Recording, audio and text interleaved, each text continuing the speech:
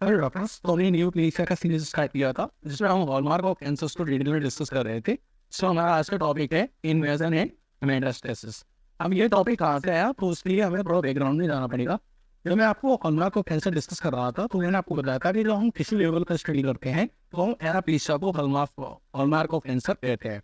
बल्कि जब हम सेलुलर एंड मॉलिक्यूलर लेवल पर स्टडी करते हैं तो हम सेल के अंदर 8 फंडामेंटल चेंजेस देखते हैं। इन 8 फंडामेंटल चेंजेस को देखकर हम कहते हैं कि अगर ये 8 फंडामेंटल चेंजेस किसी सेल के अंदर हो रहे हैं तो इनको हॉलमार्क ऑफ कैंसर कंसीडर किया जाएगा। आउट ऑफ दीज 8, 6 को हम पहले डिस्कस कर चुके हैं प्रीवियस वीडियो लेक्चर्स में, 6 हॉलमार्क को। आज हम 7 और 8 को डिस्कस करेंगे। 8 में हम ये डिस्कस करेंगे इंक्विलिटी ऑफ इन्वेड एंड मेटास्टेसिस, यानी कैसे ट्यूमर जो होता है वो अपने आसपास के नेबरिंग टिश्यू को अफेक्ट करता है। और मेटास्टेसिस में हम ये जानेंगे कि कैसे जो ट्यूमर होता है वो अपनी प्राइमरी साइड से जाके किसी दूसरी सेकेंडरी साइड पे जाके सेकेंडरी ट्यूमर कॉज करता है। साथ ही साथ ability to evade post immune response में हम ये समझेंगे कि कैसे ट्यूमर सेल्स होती हैं, जो ट्यूमर होता है वो हमारे इम्यून सिस्टम से बच जाता है। क्योंकि हमारी बॉडी में अगर कोई हार्मफुल चीज जनरेट होती है तो हमारा जो इम्यून सिस्टम है उसको डिस्ट्रॉय कर देता है। तो हमारी इम्यूनिटी इस सेल्स को क्यों डिस्ट्रॉय नहीं कर पा रही है, ये हम डिटेल में समझेंगे। तो चलिए पहले स्टार्ट करते हैं हम इन्वेजन और मेटास्टेसिस के साथ। ये इन्वेजन और मेटास्टेसिस क्या होता है। तो मान लीजिए कि हमारा कोई ऑर्गन 1 है, इस ऑर्गन 1 में टिश्यू 1 और टिश्यू 2 है और ये एक दूसरे के फिजिकल कॉन्टेक्ट में है। किसमें है? फिजिकल कॉन्टेक्ट में है। तो अगर इस टिश्यू 1 के अंदर कैंसर सेल जनरेट होती है, क्या होती है? कैंसर सेल जनरेट होती है, ट्यूमर सेल जनरेट होती है और ये अपने नेबरिंग टिश्यू को, उस टिश्यू को अफेक्ट करती है जो उसके डायरेक्ट फिजिकल कॉन्टेक्ट में है। यानी अपने अगर नेबरिंग टिश्यू को अफेक्ट किया जाता है तो इस को बोलते हैं इन्वेजन। तो इन्वेजन क्या है? Direct extension and penetration by tumour cells into the neighbouring tissue. यानी अपने नेबरिंग टिश्यू जो डायरेक्ट फिजिकल कॉन्टेक्ट में है उसको अफेक्ट करने क्या आता है? इन्वेजन क्या आता है। लेकिन ऐसे टिश्यू को अफेक्ट करना जो फिजिकली डिसकंटिन्यूअस है, जो फिजिकल कॉन्टेक्ट में नहीं है, जैसे मान लीजिए कि इसी ऑर्गन के अंदर इस टिश्यू को अफेक्ट करना या किसी दूसरे ऑर्गन में जाके किसी दूसरे टिश्यू को अफेक्ट करना, ये कहलाएगा मेटास्टेसिस। यानी अपनी प्राइमरी साइड से, यानी कि अपनी प्राइमरी साइड से किसी सेकेंडरी साइड पे जाके सेकेंडरी ट्यूमर कॉज करना क्या कहलाता है? मेटास्टेसिस कहलाता है। अब जो ये मेटास्टेसिस वाला फिनोमेना है, it is the most rare sign of malignancy और कैंसर। अगर आपको किसी ट्यूमर के अंदर मेलिग्नेंसी देखने को मिलती है, यानी कि जो मेटास्टेसिस देखने को मिलती है, तो ये प्रॉपर साइन होता है कि पर्सन को कैंसर है। Metastasis is the relevant sign of malignancy और कैंसर। अब ये जो मेटास्टेसिस है और इन्वेजन है, ये मेजर कॉज हो जाता है ऑफ द मॉर्बिडिटी, यानी जो डेथ होती है कैंसर में वो इसी की वजह से होती है, due to the invasion and metastasis. क्योंकि इस फिनोमेना में क्या होता है कि जो हमारे वाइटल स्ट्रक्चर होते हैं वो क्या हो जाते हैं? डैमेज हो जाते हैं और डिस्ट्रॉय हो जाते हैं due to invasion and metastasis.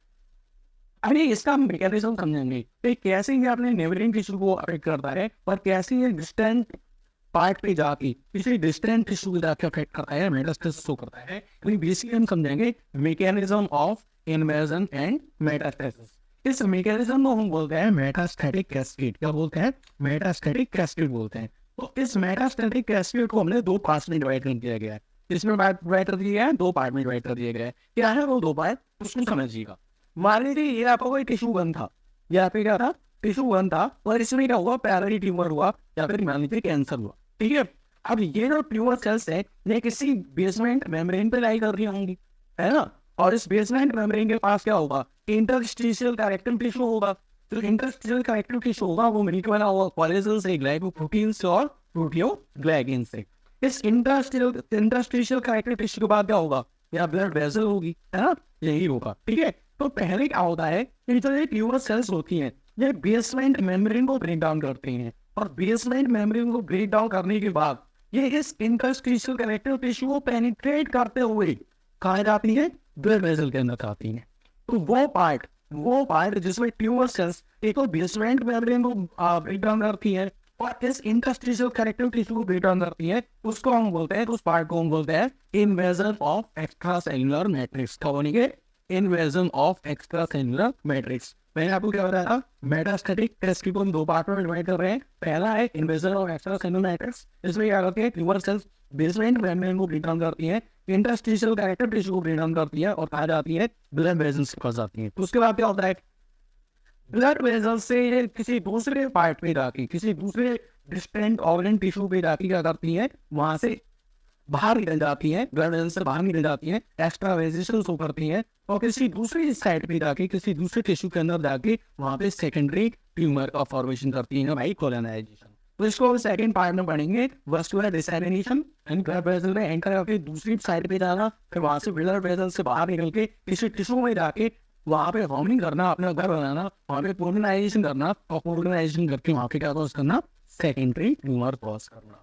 ठीक है, तो दो पार्ट में हम समझेंगे। पहले पार्ट में कैसे ट्यूमर सेल बेसमेंट मेम्ब्रेन और इंटरस्टिशियल कनेक्टिव टिश्यू को ब्रेक डाउन करेंगी और ब्लड वेसल्स तक पहुंचेंगी। दूसरे हम देखेंगे कि ब्लड वेसल से ये कैसे दूसरे टिश्यू में जाके वहां पे कोलोनाइजेशन करके सेकेंडरी ट्यूमर का फॉर्मेशन करेंगी। तो सबसे पहले हम डिटेल में डिस्कस करते हैं invasion of extra cellular matrix.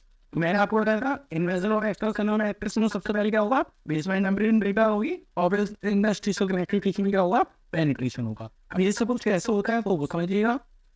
देखो क्या होता है कि मान लीजिए ये आप लोगों की टिश्यू है और ये इसकी बेसमेंट मेम्ब्रेन है, क्या है, ये इसकी बेसमेंट मेम्ब्रेन है और इस बेसमेंट मेम्ब्रेन पे ये सेल्स लाई कर रही है और मान लीजिए ये क्या है, ट्यूमर सेल्स है, ये क्या है, ट्यूमर सेल्स है।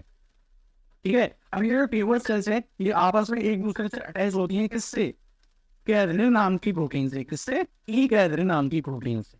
तो इनको पहले इस ई कैथरीन को ब्रेक किया जाता है, क्या किया जाता है, ब्रेक किया जाता है, लूज किया जाता है। तो सबसे पहले क्या होगा कि लूजनिंग ऑफ इंटरसेलुलर जंक्शन। अब लूजनिंग ऑफ इंटरसेलुलर जंक्शन कैसे होगा, कि जो ई कैथरीन प्रोटीन है उसके फंक्शन को लॉस करना पड़ेगा।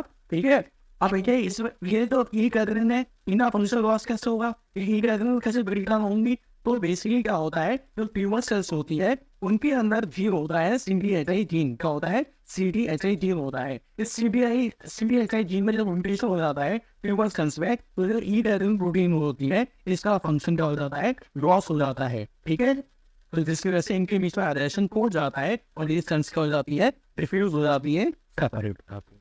तो पहला प्रोसेस समझ में आ गया, जो ट्यूमर सेल्स आपस में एसोसिएटेड होती है, एडेशन शो करेंगी, वो एडेशन ब्रेक डाउन हो जाएगा, किसकी हेल्प से, ट्यूमर सेल्स में CDHI जीन में म्यूटेशन होता है जिसकी वजह से ई कैथरीन प्रोटीन का फंक्शन लॉस होता है और ये ट्यूमर सेल्स हो जाती है, सेपरेट होते जाती है। तो ये तो हुआ पहला काम, ये क्या हुआ, फर्स्ट वर्क।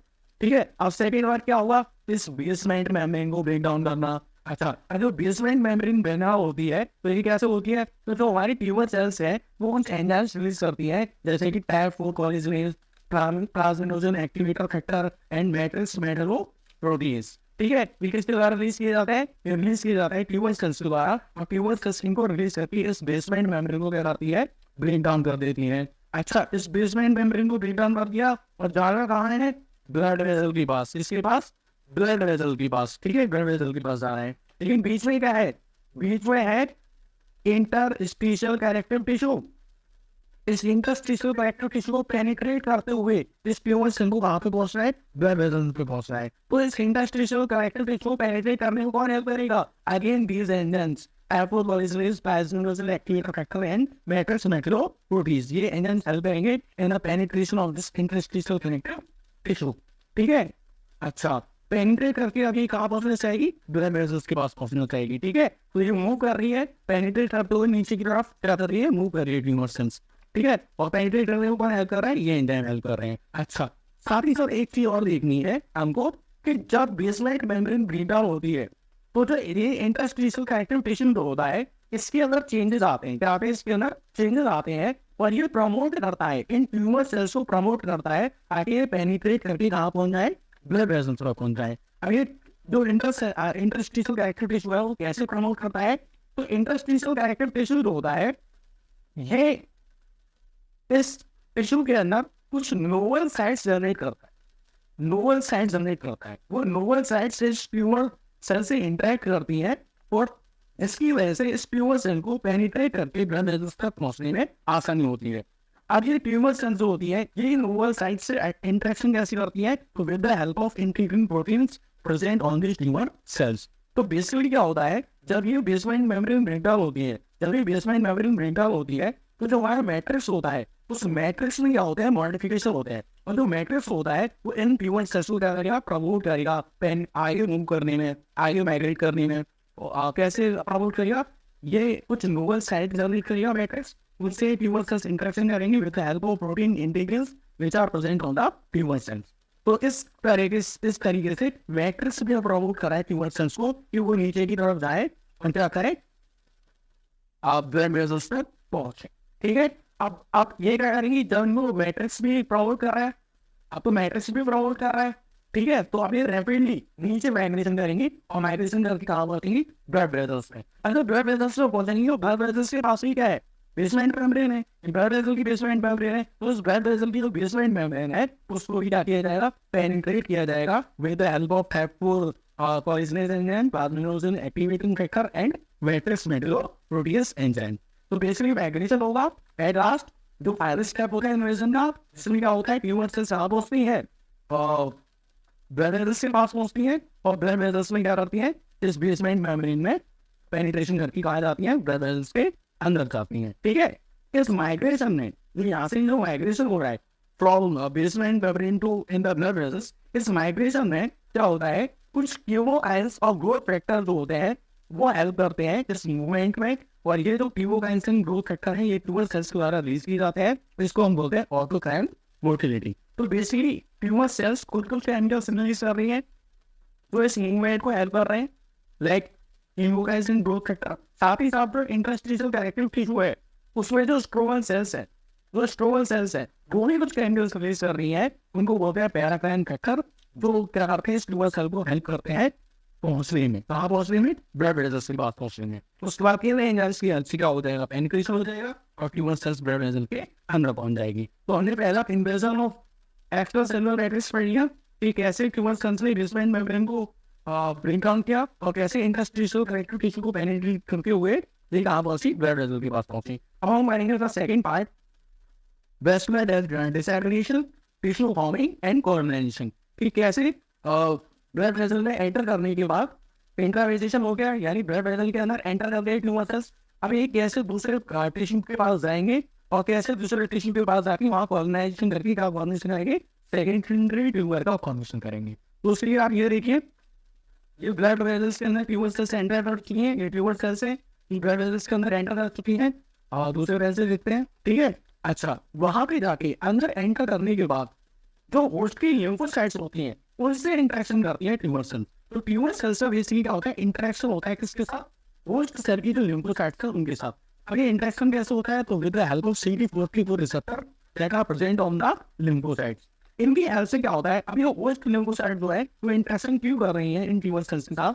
अगर इन ट्यूमर सेल्स को किसी लिम्फोइड टिश्यू के पास आना है, क्या आ रहा है, किसी लिम्फोइड टिश्यू के पास आना है, तो उसका माइग्रेशन में ये जो होस्ट लिम्फोसाइट्स हैं वो हेल्प करते हैं।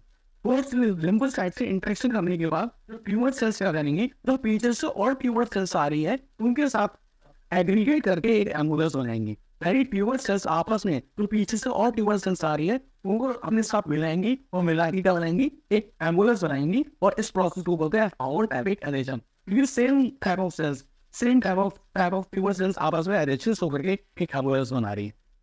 अच्छा, ट्यूमर सेल एम्बुलेंस बन गया तो उसके बाद क्या होता है, इन दिस एम्बुलेंस से प्लेटलेट्स भी आगे जोड़ती हैं।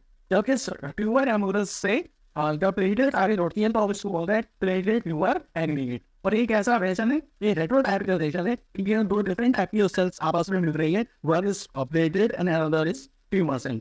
अच्छा, ये प्लेटलेट्स के इसके ऐड से क्या फायदा है, तो जो प्लेटलेट्स जब इससे ऐड होती हैं तो इससे सर्वाइवल के चांस, ट्यूमर सेल्स के ट्यूमर एम्बुलेंस के इस ब्लड वेसल में सर्वाइवल के जो चांस है उसको इंक्रीज कर देती है प्लेटलेट्स, ताकि इस ट्यूमर को कहीं भी अगर मान लीजिए अरेशन हो कर रहा होगा, इम्प्लांट कर रहा होगा ब्लड वेसल में किसी भी जगह पे, जैसे मान लीजिए ब्लड वेसल है, इस ब्लड वेसल की बेसमेंट मेम्ब्रेन है, ये बेसमेंट मेम्ब्रेन है और ये एम्बुलेंस है, कौन सा एम्बुलेंस है, प्लेटलेट ट्यूमर सेल्स एम्बुलेंस। तो इसको अगर मान लीजिए कहीं भी इम्प्लांट होना है, इस जगह पे जाके इम्प्लांट होना है, तो उस इम्प्लांटेशन में क्या करेंगी, ये प्लेटलेट सेल्स क्या करेंगी, हेल्प करेंगी, तो ये इम्प्लांटेशन में भी हेल्प करती है। हम सपोज करिए कि इस ट्यूमर को यहाँ से बाहर निकालना था, इस ब्लड वेसल से यहाँ से बाहर निकालना था, इस पॉइंट से, तो जो प्लेटलेट्स है वो क्या करेंगी, इस ब्लड वेसल्स की ये जो बेसमेंट मेम्ब्रेन है, ये क्या है, ये जो बेसमेंट मेम्ब्रेन है यहाँ पे इम्प्लांटेशन करा देगी, इन ट्यूमर सेल्स से करा देंगी, यहाँ पे इम्प्लांटेशन करा देंगी और इम्प्लांटेशन करने के बाद ये जो ट्यूमर सेल्स है वो एंजाइम्स रिलीज करेंगी, उन एंजाइम्स की हेल्प से इस बेसमेंट मेम्ब्रेन को पेनिट्रेट किया जाएगा, ब्रीच किया जाएगा और उसके बाद ये जो ट्यूमर सेल्स होंगी वो ब्रीच करके बेसमेंट मेम्ब्रेन को बाहर ले जाएंगी और इस प्रोसेस को हम क्या बोलेंगे, एक्स्ट्रावेजेशन। अभी सवाल है सर ये जो एक्स्ट्रावेजेशन है ये होगा कहाँ, यानी एंट्री कहाँ से की वो हमने देख लिया, लेकिन बाहर कहाँ से निकलेंगी, किस जरिए से बाहर निकलेंगी, वो साइट कौन सी होगी जहाँ से ट्यूमर सेल्स बाहर निकलेंगे। तो ये कहाँ से बाहर निकलेंगी ये इस बात पे डिपेंड करता है कि आपका जो प्राइमरी ट्यूमर है उसकी लोकेशन क्या है, यानी सेकेंडरी ट्यूमर कहाँ होगा ये इस बात पे डिपेंड करता है कि आपका प्राइमरी ट्यूमर क्या था और उस प्राइमरी ट्यूमर की जो वीनस ड्रेनेज है, जो ब्लड सप्लाई है, वो कहाँ से होकर गुजरती है, उन दोनों चीजों पर डिपेंड करेगा। ठीक है, तो उस हिसाब से जो आपके ट्यूमर सेल्स है वो बाहर निकल जाती है और उस पर्टिकुलर टिश्यू में जाके करती है, डिपॉजिट हो जाती है। ब्लड से बाहर निकल के जिस टिश्यू है वो पहुंची है वहाँ पे जाके डिपॉजिट हो जाती है, वहाँ पे जाके अपना क्रोमोसोमल एक्सपेंशन हो पाती है, नंबर इंक्रीज करती है और साथ ही साथ वहाँ पे अपनी ब्लड सप्लाई भी डेवलप कर लेती है और ग्रोथ करके क्या आती है, सेकेंडरी ट्यूमर बनाती है। तो इस तरीके से हमने समझा कि कैसे जो यहाँ पे प्राइमरी ट्यूमर था, ठीक है, वो किसी दूसरी जगह पे जाके सेकेंडरी ट्यूमर में कन्वर्ट। सेकेंडरी ट्यूमर कहाँ होगा ये डिपेंड करेगा कि प्राइमरी ट्यूमर की लोकेशन क्या है और प्राइमरी ट्यूमर की जो वीनस ड्रेनेज है, ब्लड सप्लाई है, वो कहाँ से गुजरती है, इस बात पे डिपेंड करता है। ठीक है, तो ये तो हमने समझा इन्वेजन एंड मेटास्टेसिस। अब हमको बेसिकली ये समझना है कि हमारी जो ट्यूमर सेल्स है वो हमारी बॉडी के हार्मफुल है, और जो कुछ भी हमारी बॉडी के हार्मफुल होता है उसको हमारा इम्यून सर्विलेंस या हमारा जो इम्यून सिस्टम है वो डिस्ट्रॉय कर देता है।